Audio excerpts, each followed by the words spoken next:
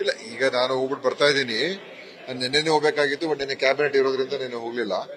ಆದ್ರೆ ಇದರ ಬಗ್ಗೆ ಈಗಾಗಲೇ ಎಲ್ಲ ಹೇಳಿದೀವಿ.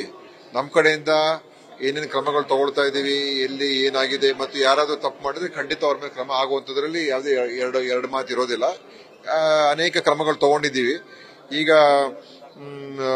ಮುಂದೆ ಏನ್ ಮಾಡಬೇಕು ಅಂತ ಅದರದ್ದು ಕೂಡ ಎಲ್ಲ ನಾವು ಹಲವಾರು ರೀತಿಯಲ್ಲಿ ಕೂಡ ನೋಡ್ತಾ ಇದೀವಿ. ಆ ಕಂಪನಿ ಮೇಲೆ ಯಾವ ರೀತಿ ಆಕ್ಷನ್ ತಗೋಬಹುದು, ಆಮೇಲೆ ಬೇರೆ ಬೇರೆ ಲ್ಯಾಬ್ಗಳು ಹೇಗೆ ಸರಿ ಇದೆ ಅಂತ ಅವರು ಟೆಸ್ಟ್ ಮಾಡಿಕೊಟ್ಟಿದ್ದಾರೆ.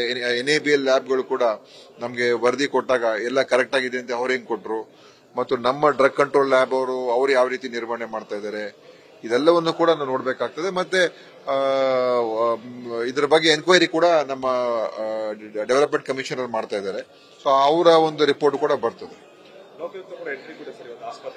ಲೋಕಾಯುಕ್ತರು ಹೋಗೋದ್ರೆ ತಪ್ಪೇನಿಲ್ಲ. ಯಾಕಂದ್ರೆ ಲೋಕಾಯುಕ್ತರು ಇಷ್ಟು ನಮಗೆ ನೋಡಿ ಪಾರದರ್ಶಕತೆ ಇರಬೇಕು, ಹೊಣೆಗಾರಿಕೆ ಇರಬೇಕು, ಮತ್ತು ಸತ್ಯಾಂಶಗಳು ಹೊರಗೆ ಬರಬೇಕು. ಯಾವ ಒಂದು ವಿಷಯ ಕೂಡ ಮುಚ್ಚಾಕುವಂತ ಪ್ರಶ್ನೆ ಇರುವುದಿಲ್ಲ. ಅದರಿಂದ ಲೋಕಾಯುಕ್ತರು ಎಲ್ಲಿಗೆ ಬಳ್ಳಾರಿಗೆ ಹೋಗಿದ್ದಾರಾ? ಒಳ್ಳೇದು. ಅಲ್ಲಿಗೆ ಹೋಗಿದ್ರೆ ಅಲ್ಲೂ ಅವರು ಕೂಡ ನೋಡ್ಕೊಂಡು ಬರ್ಲಿ. ಯಾಕಂತ ಹೇಳಿದ್ರೆ ನಾವು ಮುಕ್ತವಾಗಿ ಇದನ್ನ, ಯಾಕಂದ್ರೆ ವ್ಯವಸ್ಥೆಗಳು ಸರಿ ಹೋಗ್ಬೇಕು.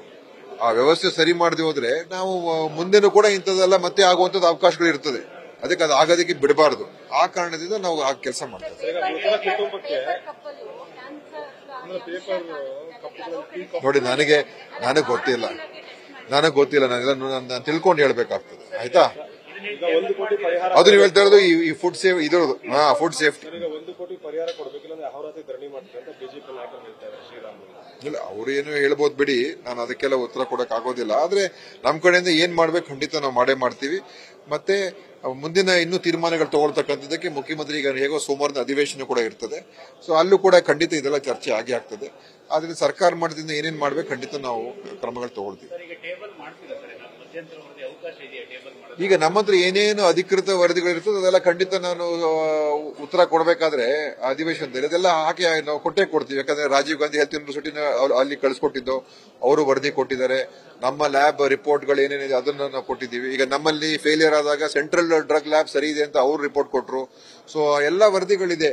ಎಲ್ಲ ವರದಿಗಳನ್ನ ಮತ್ತು ಈ ವಿಷಯದ ಬಗ್ಗೆ ಏನು ಅಂತ ಎಲ್ಲ ಸಮಗ್ರ ಚರ್ಚೆ ಆಗೋದೇ ಒಳ್ಳೇದು. ಖಂಡಿತವಾಗಿಯೂ ಸಮಗ್ರ ಚರ್ಚೆಗಳಾಗಬೇಕು. ಯಾಕಂತ ಹೇಳಿದ್ರೆ ಇದರಲ್ಲಿ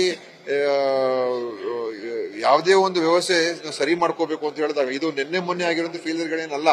ಇದು ನಮ್ಮ ಸಿಸ್ಟಮ್ ಅಲ್ಲಿ ಎಲ್ಲಾ ರೀತಿಯಲ್ಲೂ ಕೂಡ ಇದು ಬೆಳ್ಕೊಂಡ್ ಬಂದಿರುವಂತದ್ದು. ನಮ್ಮ ಡ್ರಗ್ ಡಿಪಾರ್ಟ್ಮೆಂಟ್ ಇರ್ಬೋದು, ಕಂಟ್ರೋಲ್ ಡಿಪಾರ್ಟ್ಮೆಂಟ್ ಇರ್ಬೋದು, KSMSL ಕಾರ್ಪೊರೇಷನ್ ಇರ್ಬೋದು, ಸೆಂಟ್ರಲ್ ಡ್ರಗ್ ಲ್ಯಾಬ್ ಇರ್ಬೋದು, ಸೆಂಟ್ರಲ್ ಡ್ರಗ್ ಲಾಸ್ ಕಾನೂನುಗಳು ಕೂಡ ಹೆಂಗಿದೆ ಅಂತ ಹೇಳಿದ್ರೆ ಅದು ಯಾವುದೇ ಫಾರ್ಮಾ ಕಂಪನಿಗೆ ನೀವು ಹೆಚ್ಚು ಕಡಿಮೆ ಏನು ಮಾಡೋಕ್ಕಾಗಲ್ಲ. ಆ ತರದ ಕಾನೂನುಗಳನ್ನ ಕೇಂದ್ರದಲ್ಲಿ ಮಾಡಿದ್ದಾರೆ.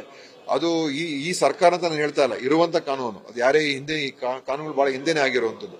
ಆದ್ರೆ ಇದೆಲ್ಲವನ್ನು ಕೂಡ ನಾವು ಚರ್ಚೆ ಆಗಿ ಇದರಿಂದ ಒಂದು ವ್ಯವಸ್ಥೆಗಳು ಸರಿಯಾದ ದಿಕ್ಕಿನಲ್ಲಿ ಹೋಗ್ತಕ್ಕಂಥದ್ದಕ್ಕೆ ಅನುಕೂಲ ಮಾಡಿಕೊಡ್ಬೇಕು. ಆ ಕೆಲಸವನ್ನು ನಾವು ಖಂಡಿತ ಮಾಡಲೇಬೇಕಾಗ್ತದೆ ಅಂತ ಹೇಳಕ್ ಬಯಸ್ತೇವೆ.